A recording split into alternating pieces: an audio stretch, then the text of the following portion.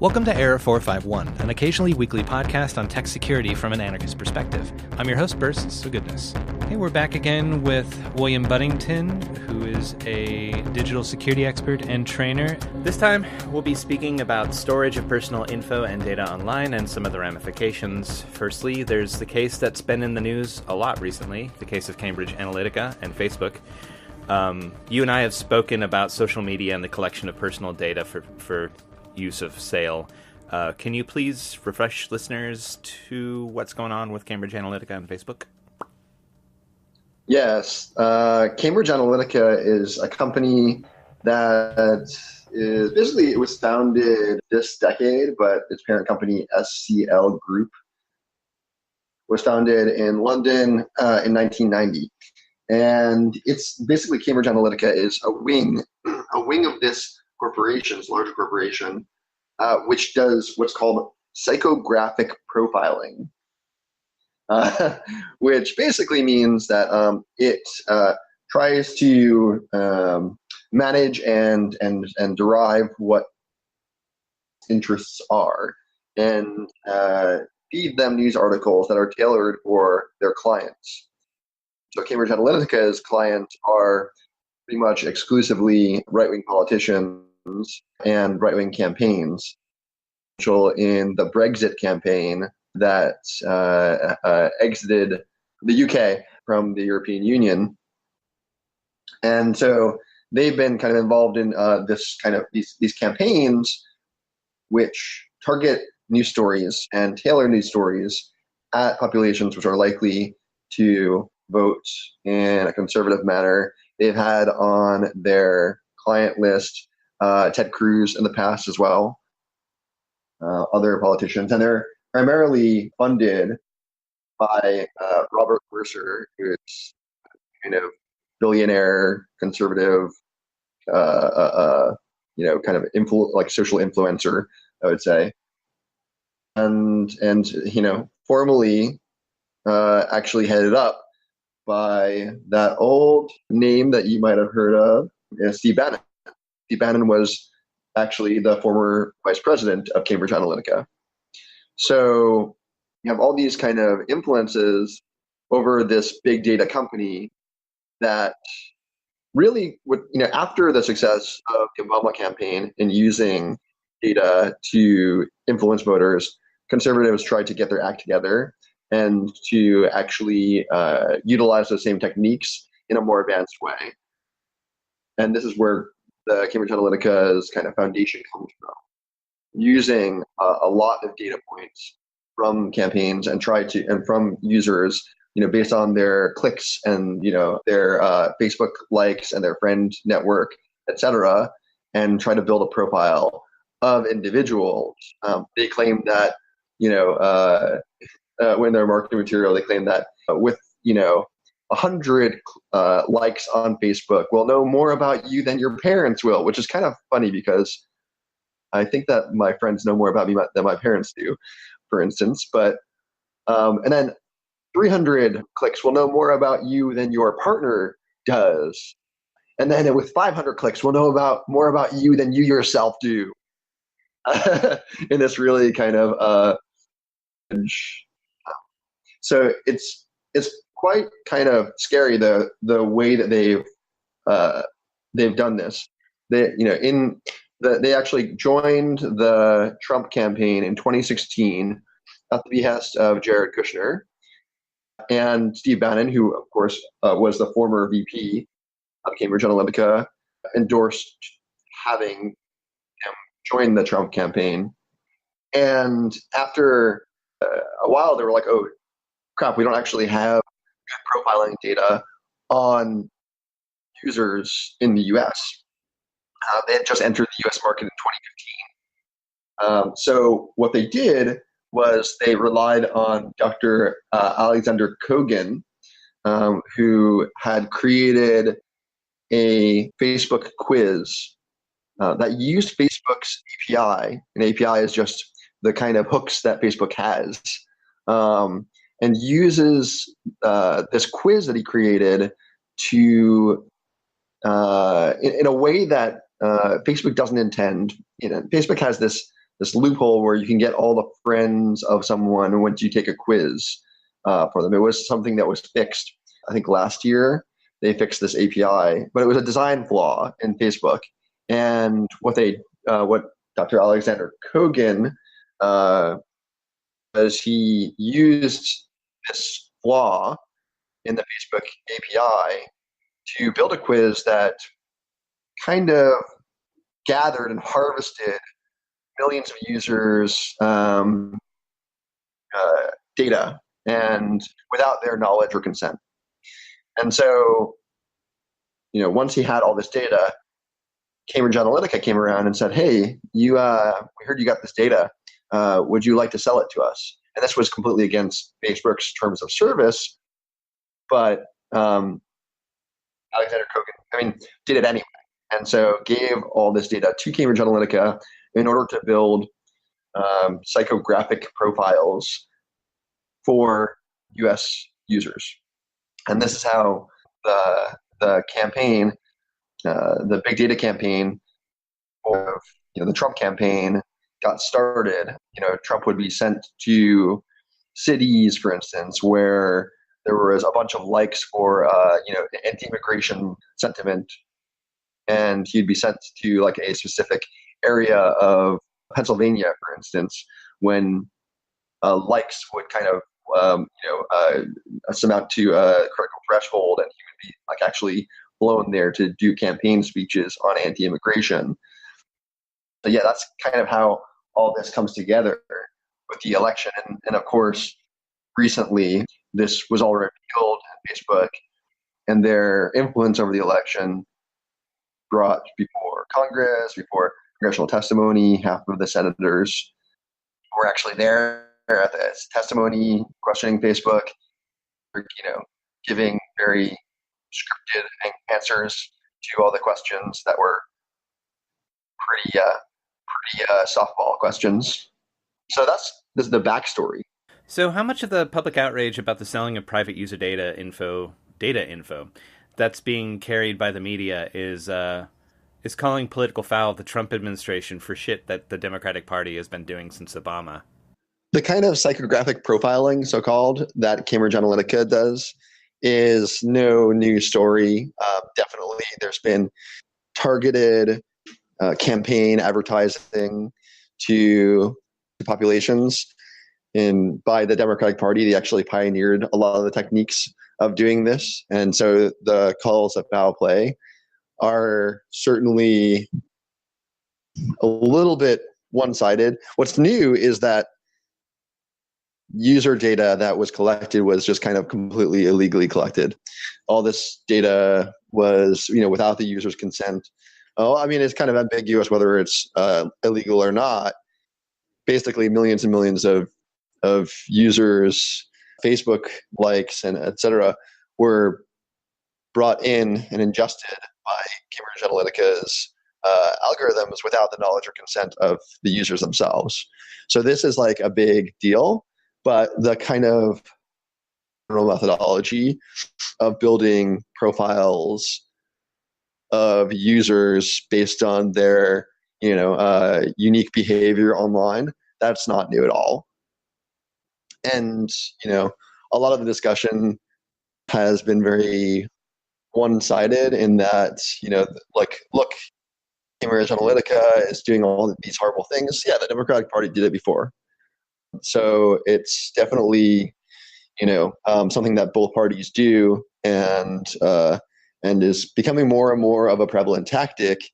Not only in campaigning, but as we kind of talked about before on the show, within advertising, doing targeted advertising or predatory advertising, where you, for instance, prey on someone's, alcoholism, for instance, or prey on the fact that someone is in a demographic which is low income, and thus, disproportionately target, diploma mill colleges at them, which ultimately are colleges which don't have that you get a degree for, and it's not worth the paper that it's printed on.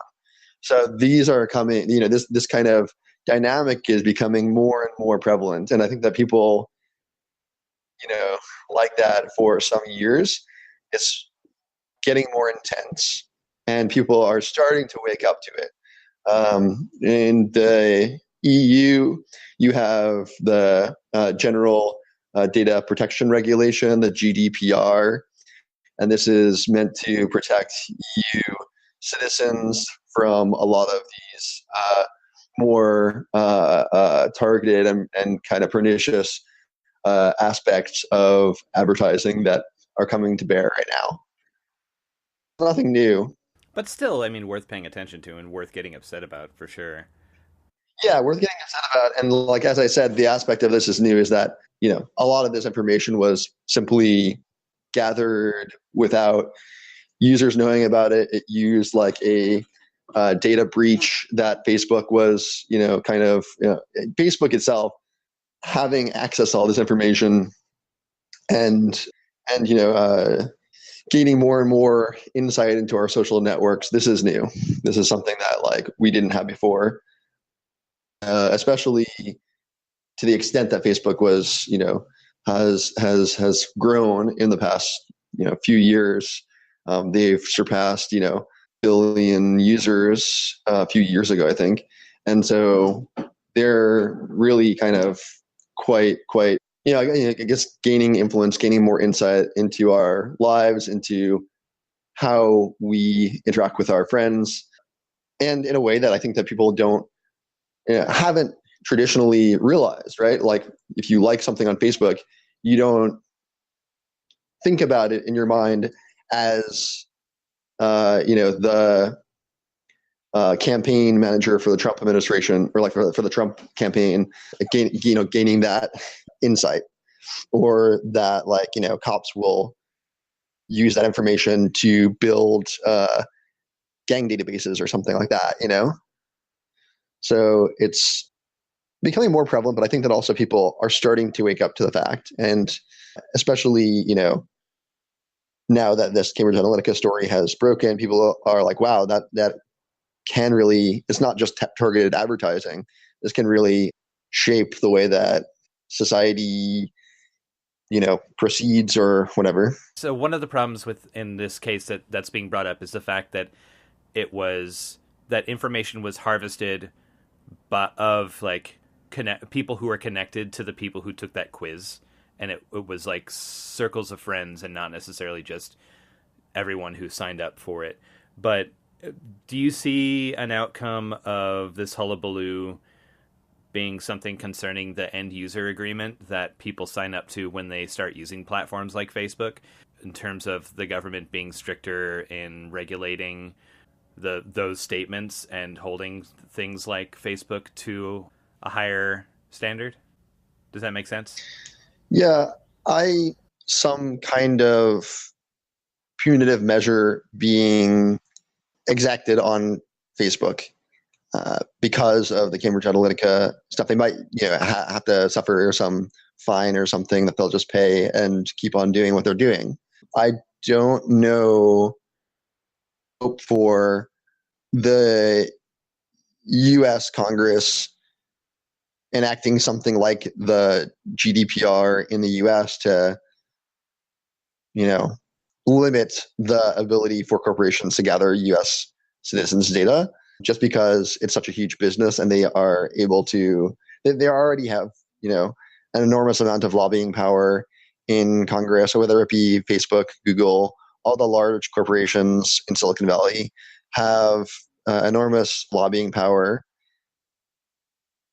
in DC, and that's an entrenched power, right?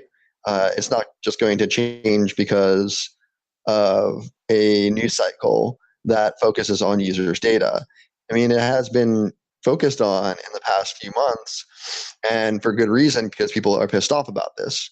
But I think that, a lot of the formal politicking, a lot of it is so much theater that they'll have Zuckerberg come to DC and do his show and present his scripted answers to softball questions, and then he'll go back to Silicon Valley and they'll exact a fine on Facebook, and Facebook will continue doing what it's always been doing. I don't necessarily think that, or I don't have much hope for there being changes to any significant degree that'll limit this practice from happening. I think that one of the things is that in this case, in Cambridge Analytica's case, Facebook, it wasn't something that they were aware of happening. They were giving data over because of this, flaw in their API. They don't want to anyone that creates a quiz because that actually inflicts their bottom line. Also, they weren't very rigorous in trying to follow up on the data breach, trying to say, hey, Cambridge Analytica, did you really delete this data that wasn't supposed to get out in the first place? That's a violation of our terms of service, etc. I think that it's going to take users kind of taking back the control by technological means, right? By installing add-ons like Privacy Badger or like uBlock Origin. These add-ons in your browser that block the ability for big data companies to gather as much information about you. That doesn't mean that they can't gather any information, but it really limits the ability for them to get a significant amount of data points to build these profiles about you, to market towards you, and these are readily available.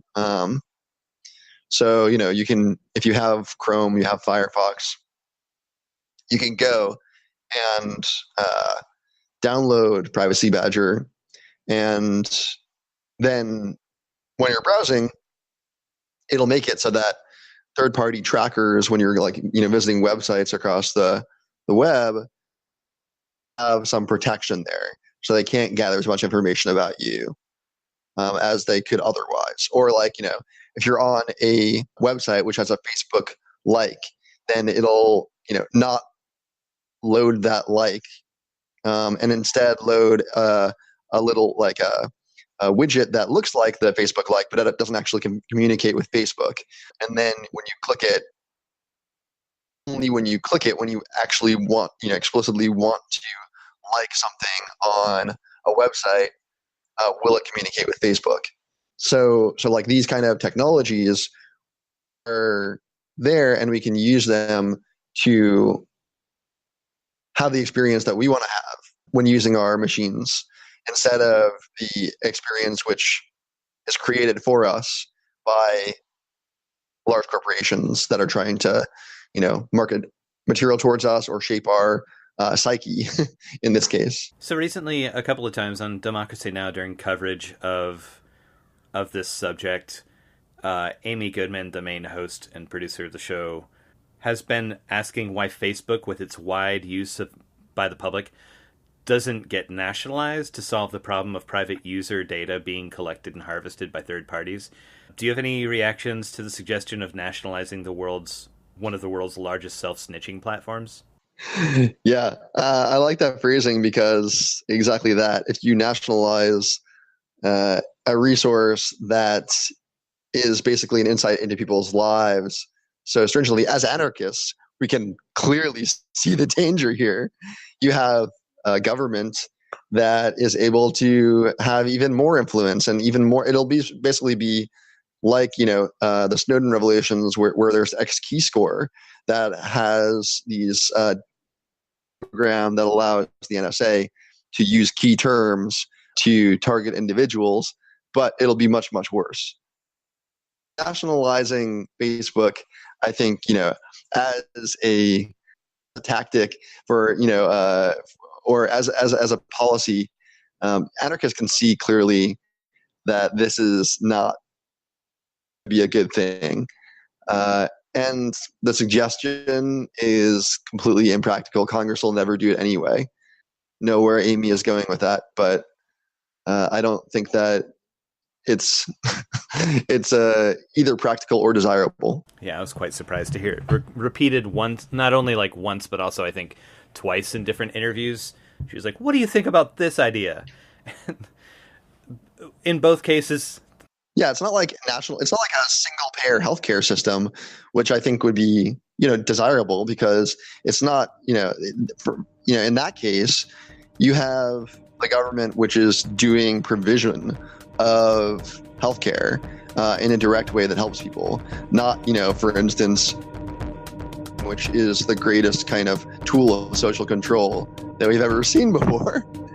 So that's kind of an absurd suggestion, yeah. I gotta say. Thanks a lot for chatting about this. Thanks for having me on. If you'd like to hear more of these chats or our weekly radio show on anarchist actions and ideas, check out thefinalstrawradio.noblogs.org. Hide the planet! Hide the planet! Shut up and get in the car! Hide the planet!